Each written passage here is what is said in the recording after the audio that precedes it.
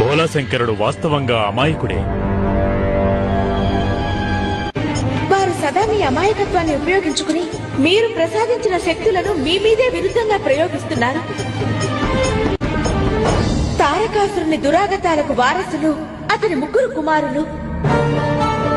ఇక ఆ ముగ్గురు కూడా చాలా తెలివిగా మిమ్మల్ని తమ సంరక్షకులుగా చేసుకున్నారు. ఇవి నాకు తెలియనివి కావు పార్వతి. ఈ లోకంలో అసంఖ్యాకమైన అసురులున్నారు.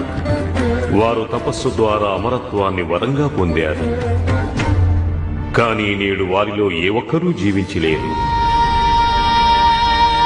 అత్యధిక వ్యక్తుల్లో ఎప్పుడు వారి శరీరంపై మోహం కలుగుతుందో వారు అమరత్వం కోసమే ప్రయత్నిస్తూ ఉంటారు.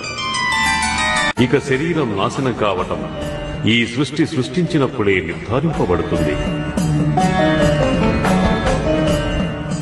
అమరం ఏదంటే అది ఆత్మ. ఇది అర్థం చేసుకోలేని వారు అహంకారులవుతారు.